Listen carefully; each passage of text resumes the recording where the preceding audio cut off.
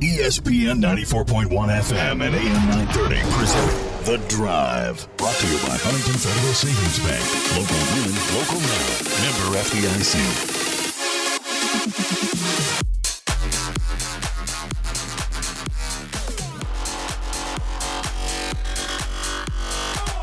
It is Tuesday, March 23rd. Your drive begins now on ESPN 94.1 and AM 930. I'm your host, Paul Swann. You can join the program by calling the White Claw phone lines at 877-420-TALK, 877-420-8255. White Claw Hard Seltzer made pure. We got a lot going on. I don't know where to begin. Well, I probably should begin with what's happening right now, as in the bottom of the sixth with no outs. Marshall is leading West Virginia in baseball action today, 7-0. Marshall scored in the bottom of the first, a run. Marshall scored 3 in the bottom of the third, and then 2 in the bottom of the fourth, and then a run in the bottom of the fifth. Right now, they're Herd in the bottom of the sixth, no out, leading 7-0. West Virginia has 1 hit. Marshall has 10. So a good day so far for the Thundering Herd. And, of course, I don't think that's going to be over before we go off the air. If it is before we go off the air, we'll get you that final score. And, of course, it's a big deal. Marshall has not played West Virginia in Huntington since the 80s. Most of these matchups being played in Charleston, being played in Morgantown, and for good reason. Let's be honest. Let's be quite fair. Marshall just hasn't had the facilities that are up to snuff. Marshall's got a better place now, still looking to try to get that baseball park built, but at the same time, Marshall just hasn't had the facilities. And so it's been better to play this series in Charleston and play this series in Morgantown, but hopefully Marshall will have facilities in line with Division I baseball soon, and if that does happen sooner than later, we'll hopefully see this series continue, and it looks like it's a good relationship right now between the two coaches, so this series happens. Of course, in soccer, Marshall and West Virginia are starting to play again. The coaches have a great relationship, but honestly, in baseball, facilities. I'm surprised Marshall's ever able to get anyone to come in and agree to bring their team to play a game in Huntington. And, of course, baseball facilities have been just abysmal. Conference USA, those matches being played in Charleston. Again, facilities were an issue. I mean, Conference USA is a much better baseball league than some people think, and it's a much better soccer league as well. And so you need to have facilities. So I know we're hitting hard the fact that Marshall, unfortunately, the pandemic slowed things down. Marshall has not yet been able to break ground, get things going on the baseball facility. We were at the press conference. You remember? We were there. Here it is. This is where the baseball park's going to go, and this is what it's going to kind of look like. Of course, we saw what the bids look like, and then it's going to have to be sent back. I'm sure more fundraising is going to happen. You're trying to get something at least that's close to the vision you had. You might have to cut back a little, and I hate that. That's the one thing I hate. Having to cut back on what you were envisioning, and you don't want to go overboard. You don't want to. At the same time, you want to have something that's really nice, something that will last a long time, that's something that I'm sure can be well maintained, upgraded if need be. You want something that's nice. You want a first-class facility to show that you are serious about baseball. And so here's a first step today to get this series. And, of course, Marshall right now having some success against West Virginia in this moment, 7-0. So that's where we're at. Now, on the volleyball side of things, we got to talk about Coach Ari Agnes and her squad. We weren't here with you yesterday. March Madness continued into Monday. Probably some of the most fun I've had watching a little basketball now and then. This was fun. The bracket's all messed up. I barely first place right now in the office pool. Barely. Could go any way. If Gonzaga loses, I'm out. I did not pick Illinois, thankfully, so I did not get my bracket busted like our friend Bill Cornwell had his bracket busted because he took Illinois, and that's okay. That was a good pick. Who knew Ohio State would get – who knew the Big Ten would get smacked around in this thing? And so you've got Baylor and Gonzaga, maybe your odds-on favorites. I need Houston to get to the Final Four. That would help me immensely with my pick. I need Gonzaga to win, obviously, since I picked them. I need them to win. But Houston, I need them to make the Final Four. I need Baylor to make the Final Four. And I believe I need Alabama to make the Final Four. And, of course, there you got Michigan standing in my way. And for bracket purposes only, I know this is not popular with some of you. For others, you're like right on. But this was bracket purposes only. I took Syracuse to go to the Sweet 16. I thought about it. I looked at it for a while, and I thought, they had a pretty good performance, kind of showing what they were about in that tournament. I'm going to give them a shot. I'm going to take a run on them. Boeheim as a double-digit seed does pretty good. Sure, Syracuse hasn't been the most prolific team as of late. They haven't been the almost always in contention power they have been for a while. But I had a feeling, I think this team can make it to the Sweet 16. And West Virginia could have beat them. So credit to West Virginia. Bob Huggins gets his 900th in the tournament and then loses to Syracuse. And I know that was salt in the wound for a lot of Herd fans years ago to lose to West Virginia. That was really hurtful. You had a great run. You lose to West Virginia in that second round. And then so you see West Virginia losing to Syracuse. And I'm sure that was really painful because those schools had a great rivalry when both were in the Big East. I was a fan of Big East basketball. I was a huge fan of Big East basketball, just from the basketball standpoint. And I like Syracuse. I liked them, and it's not because they played West Virginia. Get that out of your head now. I liked Syracuse a long time ago because they're an excellent school for people who want to go into broadcasting, go into this type of media. They're an excellent choice. So I looked at them, looked at Marshall, obviously decided, you know what, home is the best place for me. Staying here, going to Marshall, worked out for me, and I'm thankful for that. But I looked at Syracuse, and I've always been a fan. I like Boeheim. And so I would always watch Big East basketball. And, of course, I'm a Bob Huggins fan. I liked him when he was at Cincinnati. I've always been a Bob Huggins fan. The few times I've actually interacted with Bob Huggins, he's always been top shelf, class act. Good guy. I'm not into these fan beefs. I like Bob Huggins. I was happy he got 900. Congratulations to him, by the way. That's amazing. Not in the Hall of Fame. 900 wins. I mean, what more do you want? But I picked Syracuse in my bracket. If West Virginia would have won, that would have been amazing. It was a fun game. It was one of my more enjoyable games. I picked Ohio in that first round, too. I got lucky there, picked Ohio. I had Creighton over him in the second round, then Creighton came through. This is bracket purposes only. If Ohio would have won, I would have been completely happy for those guys. I think they've got a great team. Instead, not the case here. Did not happen for them. But still, good job by the Ohio Bobcats. Morehead State ran into a buzzsaw with the Mountaineers. And then you just look at the bracket, how crazy it's been. It's been fun, to say the least. Watching some of these matchups and mismatchups. And some teams look like they were overseeded, and some teams definitely look like they were underseeded. And the way it's gone so far, it's been fun. I like chaos in the bracket. I do. I'm all about. Even though from a playing the game and bracket standpoint, you want to have something you can just, all right, this is guaranteed. This is what it's going to look like. You want something that's a little bit more orderly if you're playing brackets. Or maybe you thrive on the chaos and you just go, okay, let's go with the chaos here. Let's roll with it. And that's what we've got right now with the brackets. Of course, when these games start back up, we're going to have that action like we did all weekend long right here on ESPN 94.1 and AM 930. But I know we got off on a tangent here. I was going to talk about Marshall volleyball. It's been a few days since we've done this show.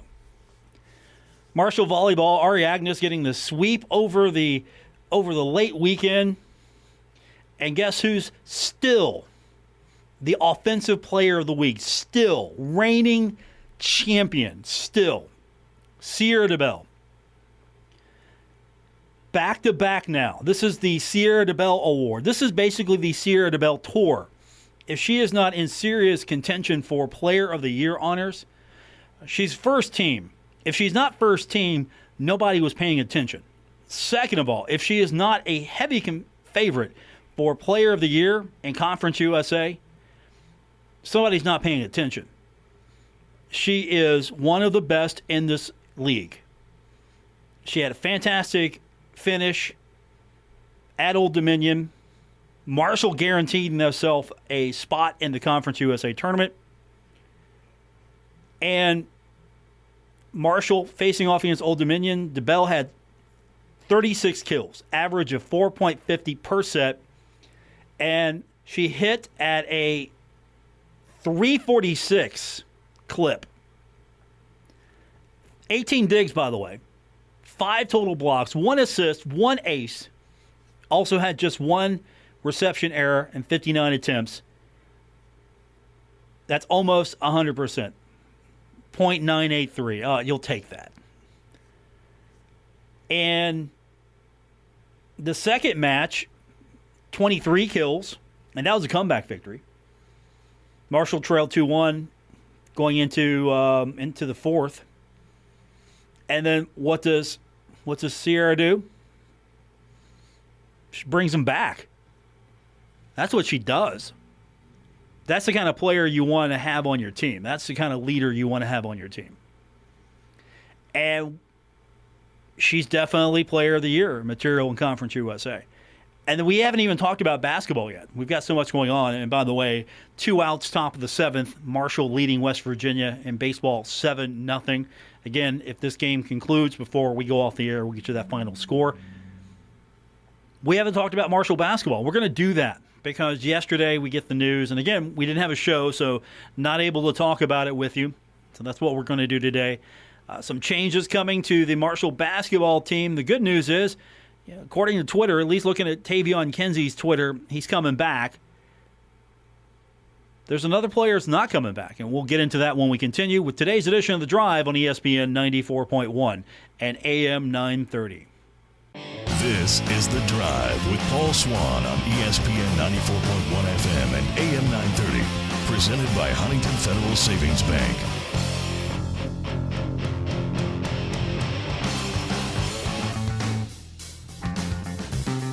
Checking baseball, still 7-0 Thundering Herd. I haven't got a refresh in a while, but it's 7-0. Bottom of the 7th. For those of you not watching the free broadcast on herdzone.com, it's USA TV. I'm surprised we're not carrying this game. That's all I'm saying. Welcome back to The Drive here on ESPN 94.1 and AM 930. Paul Swann, your host.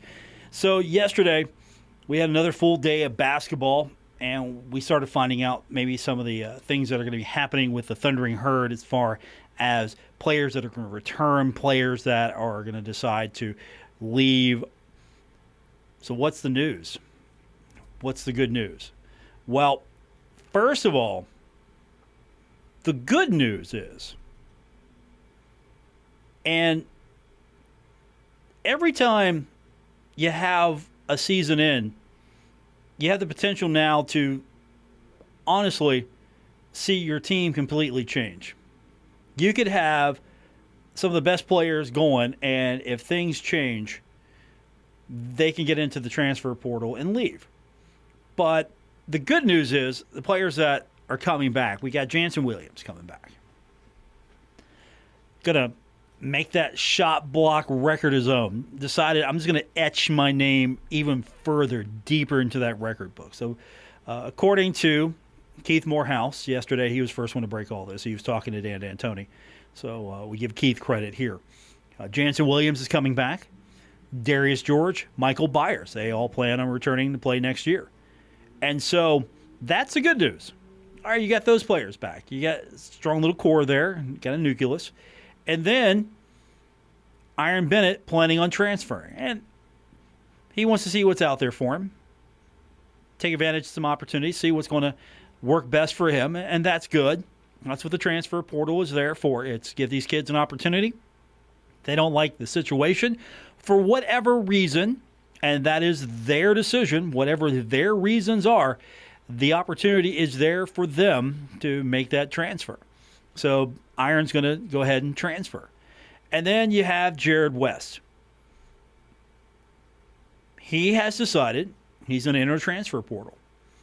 And the breakdown on this is he wants to test himself. He wants to put himself up against higher level competition. How do you do that? Well, you don't get that in Conference USA. Top to bottom, you don't get that higher level of competition. So he wants to go and test the waters, see if he can play for a Power 5 school, and that means playing Power 5. Sure, that's a football term. It's a football thing, but still, you want to play some of those higher echelon schools, some of those power schools, for lack of a better term.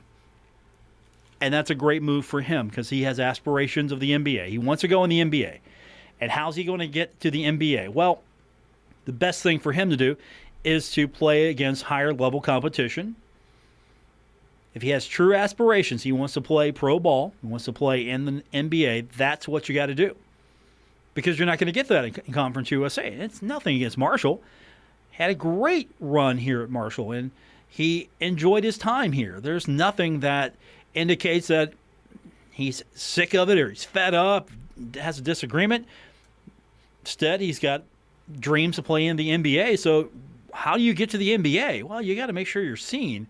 And I'm not so sure he was seen in Conference USA. He should have been seen, but definitely one of the best players in the league. He made defensive team. He made second team Conference USA. I think he could have been a first teamer. Who do you take off that list, though? That's the big question. And if he could have had maybe an opportunity to showcase himself a little bit more, Marshall did miss some games. Still makes defensive team, makes second team. You know, without him, Marshall doesn't have the season it has. Tavion Kinsey, though, that was the next question. And I'm just going by his tweets. And again, nothing is official until it's official. But looking at Tavion, it's like, I'm coming back. So that looks like to be the case. So you got Tavion coming back.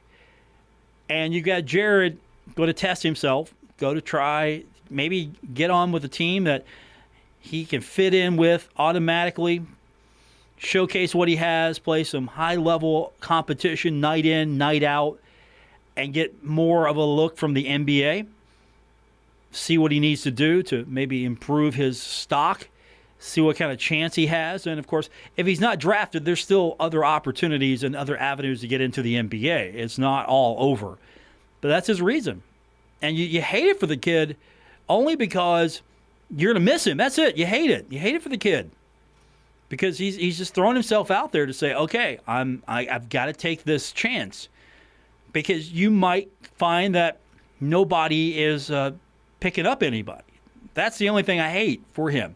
But kid of his talent, his intelligence on the basketball court, his work ethic, I'm sure someone is going to say, look, oh, hey, this kid's available. We got to pick him up. We got to talk to him, see if he can come here and play for us. And wherever he lands, I think he's going to do a fantastic job. If he lands at West Virginia University, you root for that kid. Period. End of story. If he goes and plays for WVU, you root for that kid. If he plays for a team you don't like, suck it up, Buttercup. You root for that kid to be successful. End of story. I mean, it's not like he's going to go play for Western Kentucky. He wants to play in a Power 5 situation, so he goes and plays for a school in the Power 5, and you congratulate him, and you follow his career for the next year, and you just hope that he can show a lot more people what he's capable of doing. And you kind of sit back and you wait and you watch and see what Marshall is going to do here. What's the Thundering Herd going to look like here in the next few months and weeks? What's this team going to do? And hopefully we're going to have less of a restriction here on how things are done. I'm hopeful that here come next basketball season, we're in a better place. People are still doing their part as far as trying to mitigate the virus. If you haven't been vaccinated yet, you're doing your part by social distancing, putting a mask on. You're an adult. You know what to need to do. And if you've been vaccinated, you're still doing your part as well. You're still doing everything you can to mitigate this. And hopefully we get to the point where, okay, we can open the Henderson Center up a little bit more. We can have more people in. We don't have to worry as much because, we've got a team that is vaccinated, so you don't have to worry about, okay, if someone has it, well, what does that mean? And you're hoping you get things back to some sense of familiarity. I don't think we're going to go back to normal because I don't know what normal is right now. What is normal? Normal is, and I don't want to use new normal. I mean, this is normal right now. This is what it is. This is normal. What's going to be new normal? But I know this. Jared's going to do well. Wherever he goes, wherever that kid ends up, he's going to do well. But I hate he's gone because he was a bulldog out there. I mean, that was a kid. When I first saw him, I'm like, man, I wish he could score more. When I first saw him out there, I'm like, I like him. I like his game, but man, I really wish I could see him score more. And then I watched him more because I wanted to understand him better. I'm like, okay, doesn't necessarily need to score. Look at him. He's got his teeth sunk into that guy. He's not letting go. He's locking guys down. All right. Man, if he could score a little bit more, man, he'd be pretty dangerous out there. And what did he do? He started scoring more. So he's going to do well wherever he goes, and I'm happy for him. We'll check in on Marshall baseball when we continue. We'll get your phone calls in as well. Paul Swann, your host for The Drive on ESPN 94.1 and AM 930.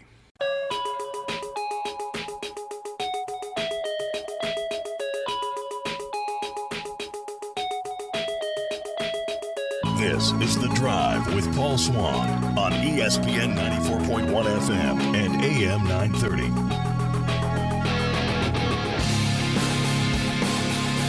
We're presented by Huntington Federal Savings Bank. Welcome back to The Drive here on ESPN 94.1 and AM 930. Paul Swann, your host. Glad you are with me for this afternoon. Back once again. I'm grateful we had basketball for the last few days. So that was weird to actually sit back and just have nothing to talk about and just watch basketball. That was fun. Glad we could do it. Bottom of the eighth now. We've been updating you on Marshall's baseball matchup against West Virginia as it's being played now during the show. And in the bottom of the eighth, West Virginia is on the board. They get on the board, and now Marshall is at bat.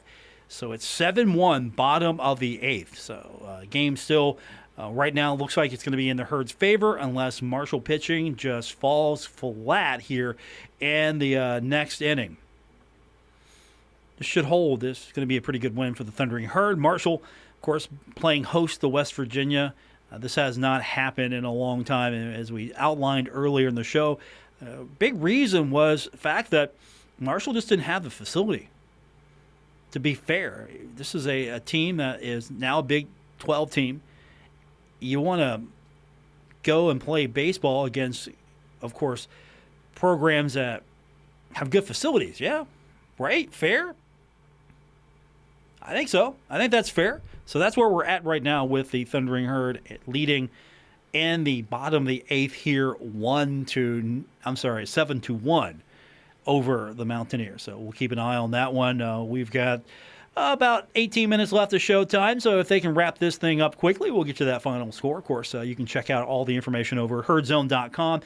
This is actually the free game of the day on herdzone.com. So I know a lot of people are wanting to go out there, not that much capacity, get a chance to see all of this game in its entirety. Again, you can watch the final innings if you like over on herdzone.com.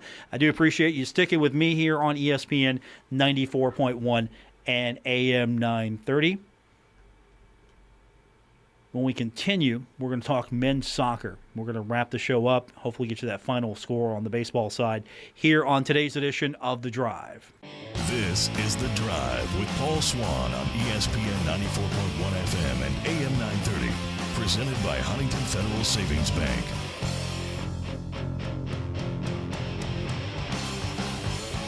Top of the ninth, West Virginia trailing the Thundering Herd 7-1. Welcome back. It's The Drive here on ESPN 94.1 and AM 930. We might have a final here in just a moment. Till then, you've got me for the remainder of your drive home. And, of course, appreciate you making me a part of your day. Said earlier, for those of you just joining us back in, we haven't been here for a few days. We weren't here Monday. And, of course, March Madness began. We had the first four on Thursday, and then the tournament began in its proper place on Friday, Saturday, Sunday, and Monday. And, of course, if you missed any of that action over the weekend, you got another chance to catch it all because we'll have those games for you here on ESPN 94.1 and AM 930. I do like the afternoon basketball, though. I will say this. I like the afternoon basketball. I liked having I'm just going to sit back at noon and watch a little bit of this action and pretend like I'm working. I like that. Boss didn't know the difference, because I'm over away from him in his office. He can't really see me. If you're not familiar with our building, we have a mini forest inside of it, so there's like a tree cover. I can get away with a few things. Of course, knowing my luck, he's listening right now. Those trees are going to get cut down tomorrow, but that is another story altogether. And it was fun, though. It was just nice to have some and I would be stuck to the TV just watching this stuff, but it was nice. I had some pretty weather to work with here, had my radio. It was fun. It really was nice. Perfect timing with the weather and just getting out, and hope you enjoyed some of that this weekend as well, watching some of the basketball, or if you were like me, just take it with you, listen to it on the radio. If you're in the car, it was fun. Hopefully we can do more afternoon stuff like that. And of course, with baseball season coming up here, we'll have a few opportunities to kick back and just take an afternoon off and do some baseball. But that's coming up in about a month or so. We, of course, have got our very own baseball team right now. Thundering Herd leading West Virginia, top of the ninth here, 2 outs. So this is almost over. It's academic at this point. We just are waiting for the final out and to make this thing officially final. While we're waiting for the final score here, I don't want to overlook soccer because the Thundering Herd, 8th ranked. Have we not mentioned that enough? I don't think we have. 8th ranked in the country right now. And Marshall having a fantastic week. Fantastic. Beat UK. 4 shutouts now going in, and 3 straight after a 1-0 victory in Lexington, beating UK. Marshall has owned the Wildcats in soccer as of late. It's been pretty convincing that the Thundering Herd. See, you can go up, because they're not an SEC school in soccer. They're a Conference USA school, so that's even a bigger deal. You beat them, and it's more important now than ever to win this conference in the regular season. But good outing for the soccer team. But what I want to talk about is, of course, you have we talked about Sierra DeBell earlier. Volleyball, it's her award, right? Offensive Player of the Week. Well, you have Conference USA Defensive Player of the Week. Guess what?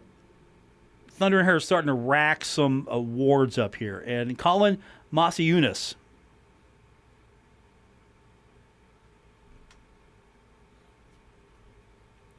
pulled in Conference USA Defensive Player of the Week. And so now this is maybe the Thundering Herds Award because Nathan DeSantos honored back on March 16th. So Colin Masiunas getting the award for this week. It's starting to become evident Conference USA is paying attention. You're seeing the 8th ranked Thundering Herd. Again, Marshall's ranked 8th in the country in soccer. And backing it up, not 8th and you're hoping they're good, backing it up, going into Lexington and beating another top-ranked team. So pay attention to this Herd soccer team. And we do have a final. Finally, we have got a final. The Thundering Herd defeating the West Virginia Mountaineers in men's baseball this afternoon in Huntington.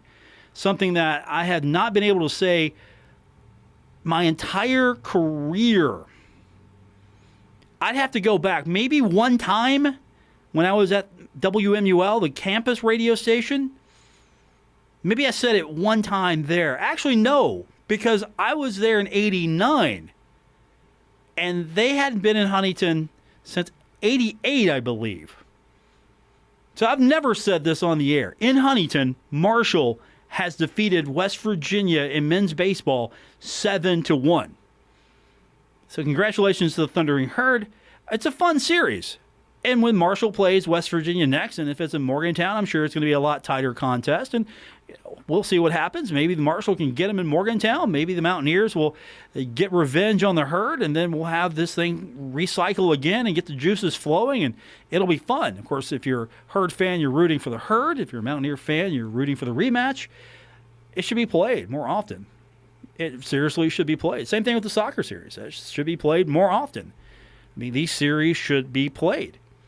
And if Marshall can continue to move forward and get the facility it needs as a baseball program, I mean, more people can see this thing in Huntington, and then more people in Morgantown can see this thing. Because again, the two coaches seem to like each other.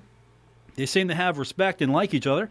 Same thing with soccer. The two coaches think that this is important for the state, for these two schools to meet in soccer. So let's go. Whatever works best, let's do it. So congratulations here to Coach Wags getting the victory today, 7-1 over West Virginia and Huntington. And the baseball team, of course, had a tough road trip. So getting back to Huntington and getting an opportunity to play, that is pretty good turnaround there. So I'm excited for them. And of course, we going to be here for the rest of the week. Back tomorrow for our normal schedule. Basketball coming up later this week. We will not be taking off the air for the rest of the tournament, it looks like. So we'll be pretty clear, and of course we'll get that schedule out to you if you're going to keep eye on all the action. It's going to be a little different. It's going to be. There's not going to be really the whole. We're going to play a game here, play a game here, play a game here. It's going to basically be game, game, game, game. So you're going to have 4 consecutive games. You do that, and then the next day you're going to have 4 consecutive games. And then you're going to get down to more of that. So you get 16 teams, 8 games. And then you will get down to half of that, play those games, set your Final Four. Sure, the atmosphere is a little different, but I think the zaniness and the making this a television event has really worked out for the NCAA. I wasn't sure how this will be really, I guess, embraced. I mean, because March Madness is about the pomp, the circumstance. I mean, it's college. That's the point. That's why it's different and fun, because there's pomp and circumstance. There's fans interacting. There's the bands, even the rented ones. Those are cool. There's all of the craziness, the buzzer beaters, the last-second shots, all the pomp and circumstance there. And we've got the madness part of this. And we've seen so many different teams from different conferences. And actually, I think this is a more entertaining tournament this year because we have so many different faces, so many different programs breaking through. It's been more fun for me. It's fun, period, but it's been more enjoyable for me to watch. And even though I look at my bracket and go, okay, that's a mess. I'm looking at you, Ohio State. I'm looking at you. Didn't bust my bracket, but you sure did smack it around a little bit. I'm looking at you, Buckeyes.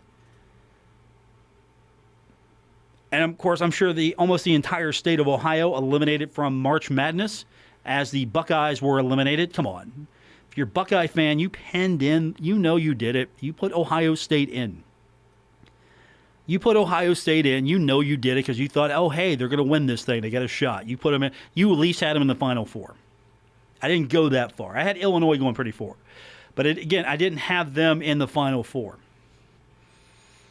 Baylor, Houston, Gonzaga, Alabama. I've got Gonzaga, Baylor as my championship game. I've got Gonzaga winning it all. But I need Houston to hit the Final Four so I can possibly win this bracket, because it's between the people who picked Gonzaga and it's between the people who picked Baylor. And, of course, there's one guy in the office that picked Michigan. And so if Michigan hits, that guy's going to be laughing at the rest of us. And by the way, you want to know what the bracket looks like?